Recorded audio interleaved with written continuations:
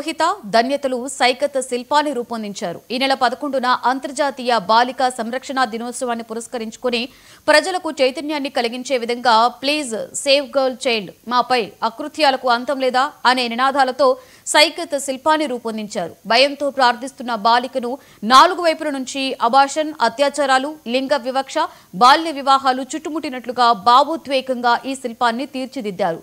ప్రజలను చైతన్యం కలిగించేలా రూపొందించిన ఈ సైకత శిల్పం చూపురులను ఎంతగానో ఆకట్టుకుంటుంది. నా పేరు దేవిన సోహిత, మా చెల్లి పేరు ధన్యత. మాది తూర్పుగోదావరి జిల్లా రంగంపేట.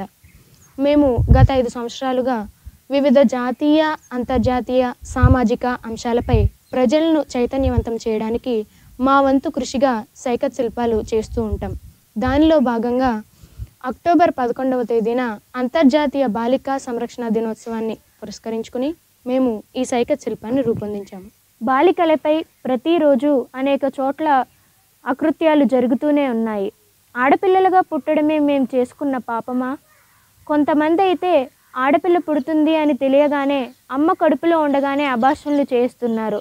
ఆడపిల్ల పుట్టిన పసిప్రాయం నుండి కూడా అనేక రకాలుగా వివక్షకు గురవుతున్న తరుణంలో అబార్షన్లు, అత్యాచారాలు, వివక్ష, బాల్య వివాహాలు అమ్మాయిను బాణాల వలె చుట్టుముడుతున్నట్లుగా అమ్మాయి వాటికి భయపడి చేతులు జోడించి కాపాడమని అడుగుతున్నట్లుగా ప్లీజ్ సేవ్ గర్ల్ చైల్డ్, మాపై అకృత్యాలకు అంతం లేదా అనే నినాదాలతో మేము ఈ సైకత్ శిల్పాన్ని రూపొందించాము.